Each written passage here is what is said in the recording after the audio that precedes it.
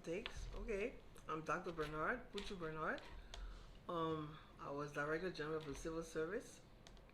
Before that, for a couple of years, or more than a couple of years, 3 or 4 years, I was Deputy Director General. So I did a lot, and for Human Resource and Policy. So I did a lot of work there, and the Director General at the time, Dr. Allen, he passed a lot of things down to me. And even when he prepared stuff, he would say, "Come up here and let's see how we can hang head and see how we can do this better and so forth." Especially when we're doing the human resource manual, because there was no human resource manual when I got there. So I said, "No, we have to have that." Mm. So I started to work on it. I would do like 20 pages, and then I send it around to people that I felt had sense. So I said I knew something, and at least I tell them, I want you to critique this. If I have any typos, put your red pen in it. If you think it needs to sound better, if it's another way, let me know. Then I will get those back. If I need to talk to whoever sent it, I will do that. Okay, we'll prepare that and then go to the next 20 pages. And this is how we did. So over a space of a year and a half, I had it, completed. Except for the table of contents because I had to travel. So I had everything, and then James was there, and I've forgotten the person that they put in charge on our side at the time. So I said, I have to travel, I'll be back so and so time, because they were going to launch it. So what he did, he went and took out the performance management, took out the leave schedule and all that.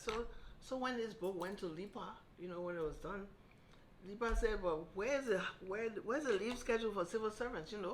And so he had written on it, said, "Just check civil service." When I had everything there before. So that didn't go very well. So I had to do another version that was revised. I had to do another one, and put these things back. When you do something a second time, you may forget something and whatnot, but I tried my best not to forget anything. And by that time, he wasn't there anymore. So, it went forward and was approved, and, that's how it went around to all the ministries and agencies. Mm. Yeah, actually. But before we get into your life inside the service, we'd love to know a bit about you. So tell us, what is for you a great piece of music, and why? Why do you like that piece of music? I like African music and the old African music. Can you give us a track, an example? Oh boy, not really. There's a song that goes, "Bring back the old time ways," because I remember when I was little, all the little things that I used to do. For example, how the children used to play with take a button and put a string through it, the two holes, and swing it around, and then play. It would really vibrate like this. And there were a lot of things, and we used to play what we call blé in the sand, and take a rubber band, and you build a little sand pile lengthways, and you stick the rubber band inside, and then everybody will come and take their stick and put in there. If you get the band, when you take your stick out, then you win. These little things. So when I was people don't even know, really this generation, they hardly know those things. But there were things that I stayed with my great grandmother in Caldwell, at least during my, and I don't want to say infancy, but up to until I started going to school. And these are the things that we did. Mm. All those things, when I hear this, and I saw a little video that said, "Bring back the old time ways," and it was showing how there was a boy with a bicycle wheel with no tire on it, no rubber on it, and he was letting it go with a stick and pushing it and stuff, things like that. I said, my goodness, I just remember those things, and it's like, it just brings back old memories. Mm-hmm. Those are the things I like.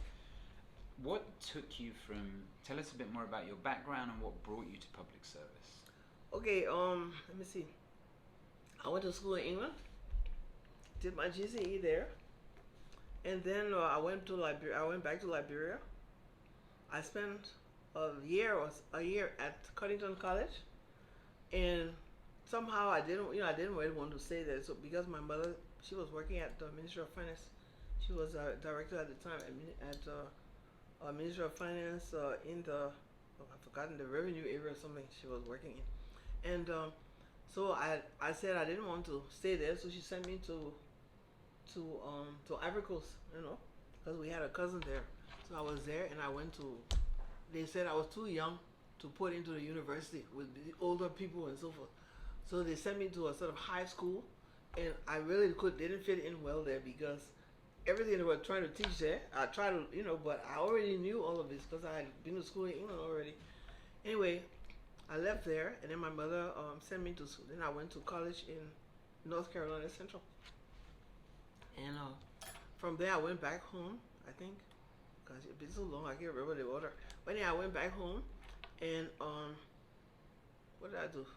Oh yes, then I went over to Ivory Coast. I got a scholarship from the French government, and I went to France, and then I was in Ivory Coast for a year or so. And when I went back to Liberia, I was teaching at CWAES. All my siblings were there anyway, but unfortunately, none of them were in my class. So I was teaching there, and then afterwards, somehow I got over here to the States. So I mean, I can't, I'm trying to think of the order now. We have to be right here to see, yeah, this is right. But then I went to Howard University, and I got my master's and PhD there. And then I decided, no, I don't want to stay in America. I want to go home. So that's why I did development and public policy at Howard University. And so when I went home for vacation on December, took my resume and see, if I could get something done. At that time, they had already set up, it was in 2008, 8, they had already set up the senior executive service, the all of these little, not little, but all of these systems where they had to bring back the people from the diaspora because Liberians had just run away during the war, So they were trying to bring them back. They had these programs. So I left my resume, and then they called me, when I was here. They called me one morning and said, oh, there's a position so and so, and if you want to come, we'll tell the president. And so that's how I got to go. Actually, and when I got there, Dr. Allen was there, and he was very helpful. And he was telling me, okay, at the end of the day, just write down what you have done, and we'll go over what you've done today, and so forth. That's how I started out there at civil service.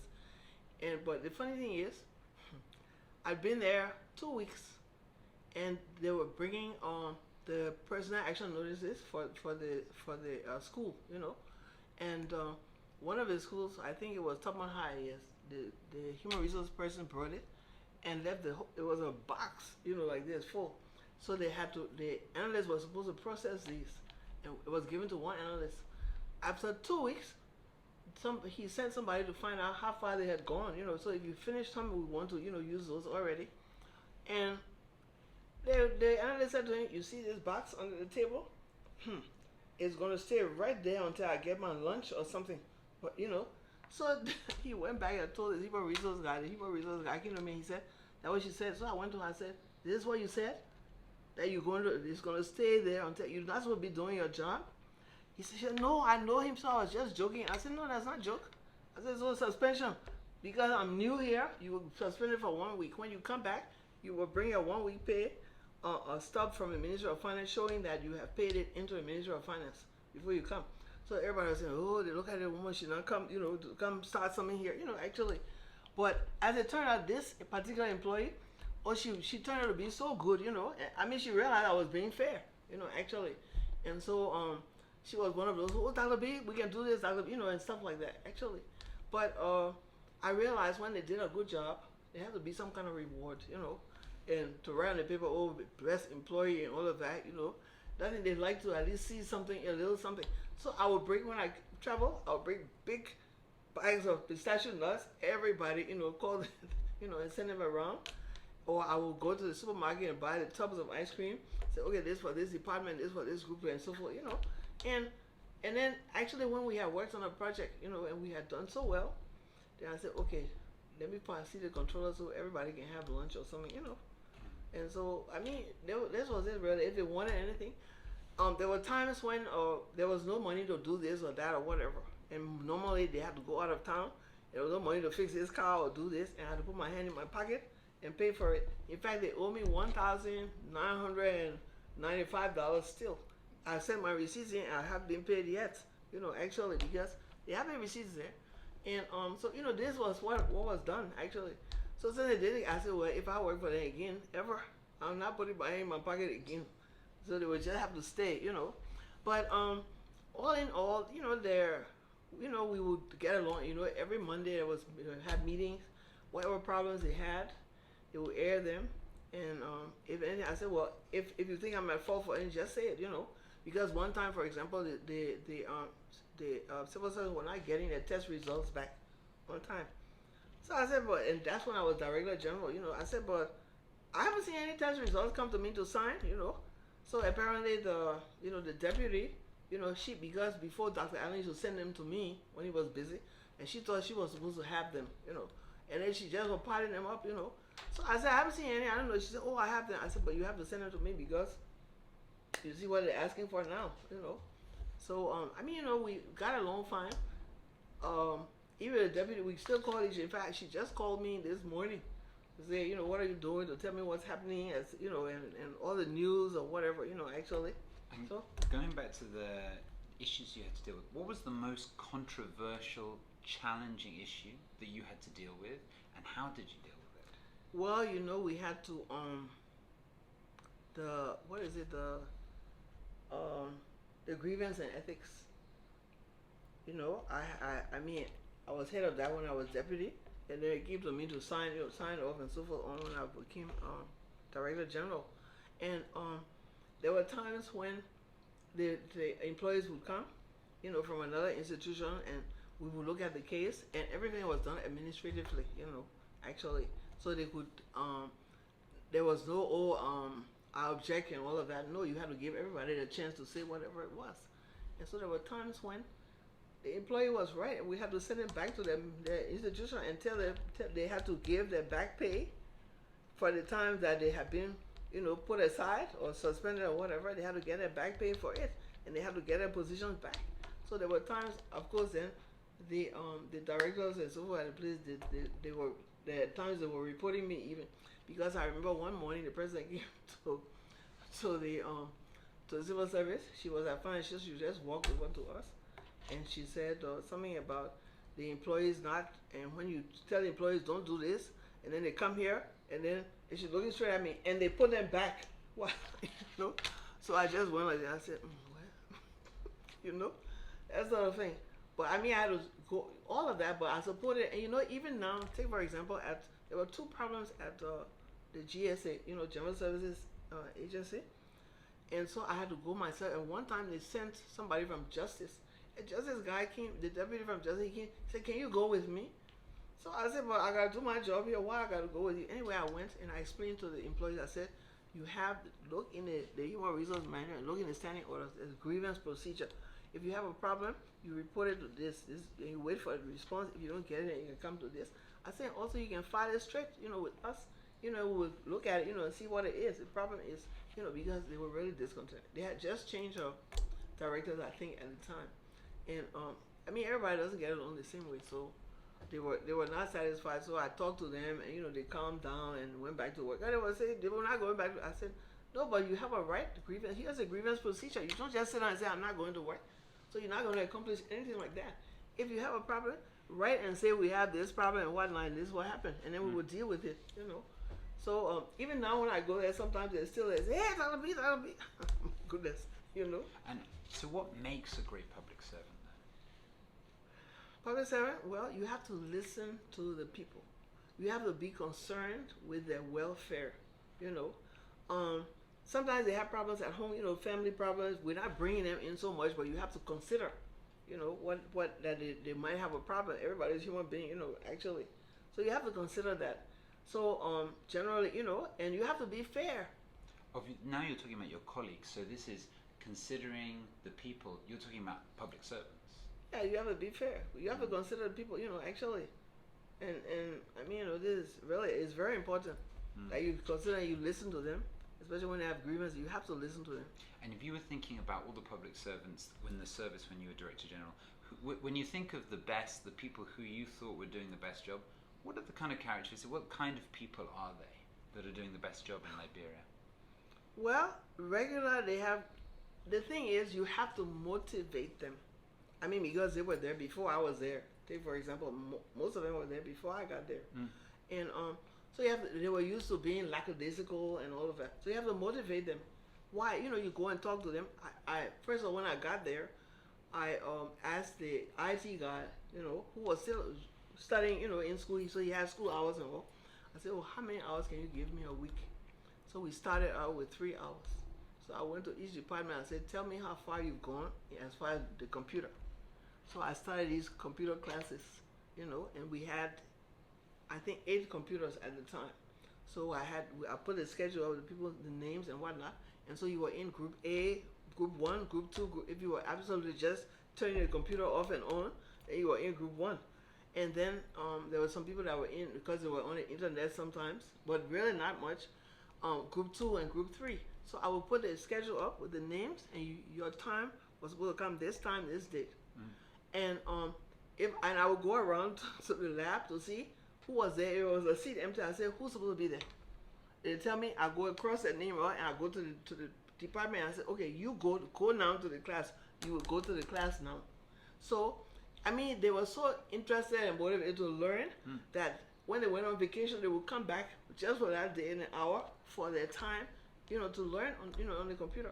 And of course, there were the Bureauchats directors so that would say, oh no, I can't be going and sitting next to these people and they have to come here and teach me. I said, no, if you want to learn, you're going to have to go there. I said that there's no special thing for learn because you're there to learn. If you want to learn, you will learn. You go there to the class, And so this is what we did. So they all, when we had the reform, they had to reapply. All of them had to reapply for their jobs. So the people interviewing and said, do you have any experience with the computer? I said, well, Dr. Bernard organized the computer program, and we went to, really, but they was really thrilled at least that they got that, and they understood. So this is how, at least we dealt with the civil service agency to get everybody, on the computer, even the messengers and so forth. The way you talk about the service, it sounds like you were having fun. Yeah, well, yeah. What were some of the funnest parts of being the Director General? Oh my goodness. Well, sometimes we went out of town to have, out of town for different small conferences, and you also we invite the people from LIPA and the people from Governance Commission, But altogether, all the time it was. I don't think I really had any hard times there, quite honestly, because if you know how to deal with people, you know how to handle people, to listen to people, to show concern for people, then you can't have a hard time, because they understood. Like I said, that girl that was suspended after, or that lady, sorry, that was suspended 1 week or 2 weeks after I got there, she was just in and out of my office all the time, I would have a tray of candy in the morning. And people, I just came to say good morning, Dr. B, and this person will come take. I say, you're supposed to take one and go so you can leave some for other people. Really. All of that you learn is, Dr. B, okay, Dr. B, you're not looking, I'm just taking 2, that's how they will come and do it, actually. But she was there all the time. So if I try to say, Dr. B, when you go, can you bring this for me and whatnot? I say, okay, I will try, But really, she had learned and the other people had learned. And because I told them, okay, you're doing the 1 hour on the computer, the computers are in your office, you have to practice on, and you have to do work. I don't want to come to your office and see that you're not doing work. I will come to the office and sit there with a book upside down. I say, why are you pretending you're reading a book? Because I can see it upside down, so don't pretend for me, I know, So I was all around, all over the place, all the time to make sure that not only that they were doing their work, but they were all right, they were okay. You seem to have had amazing experiences. How can you bring the lessons of being Director General, so of this period, and condense them into 3 lessons that you would tell your grandkids? So when they ask you, what did you learn from being a public servant? What would be those 3 lessons? Well, first thing, consideration. Really, you have to consider other people, how they feel, and whatever problems they have, and so forth, because you all right, yes, but they might not be all right, And with that, you can ask, what is the problem? So you can't always fix their problem, but at least listen. Sometimes it's good for them to at least to vet, what the problem that they have. At least it makes them feel better, Even if you can't do much, but what we did was, for example, for the pensioners, try to arrange. You know, you give them their long talk and so forth, and tell them, ask them what is it that you want to do. What beside the waiter market? You know what they call waiter market? Eh? People selling on the street and they have their goods in a tray, and they say yes. Besides that, you know, maybe you have enough to do some. Is it finished? I'm talking too much, eh? No. This is, tell me. So, I mean, you know, so to find out what they like to do, we find out what kind of work do you do part time. If you know you have something to do, somebody else say, oh, I like to build, or I like to do wood, or I like to make blocks and things. So we say, okay, we can help you with arrangement. And I said, if the NGOs have any programs, you know, that they're going to have that would be useful, we will let you know. Just put your name on my list and tell me what you like to do. So I will look back in the book if there was something. I say, okay, you can come because they have this. At that place, you can try and get some part time instead of just throwing them out. Okay, thank you, you're gone now. You know, at least to help them out. Of course, some of them were ridiculous because one guy said, I will please give him money to open a pharmacy and stuff. I said, I can't. You know, that's a little bit much. You know, that kind of thing. But for the most part, at least we try to arrange. A couple of them were electricians, at least, you know, simple electricians. And, you know, different handiwork that they would do. So we encourage them and say, okay, these people need this. And we call the people, if there was some construction company working, we say, oh, these people, you know, you can get these people and so forth. So lesson 1, consideration. Lesson 2. Man, my dear, that's a name, lesson consideration. Lesson 2. What's the golden rule? Do unto others as you will have them do unto you. That definitely, you know. I mean, of course, that's all part of the consideration now, but that's a good lesson. Lesson 3. Well, everything is not. You don't do everything for pay. You have to volunteer sometimes to help other people, to help your family, to help, of course, yourself. You have to volunteer sometimes. You're not getting paid for it, but at least you get some sentiment of having accomplished something, you know, something good, something for somebody, and he has done some good for somebody. For yourself, for sure, you know, that one is understood, but at least if you can do that, then I think, you know, it should be all right. Anthony, what do you say? Dr. Bernard, thank you so much. That was a fantastic set of lessons.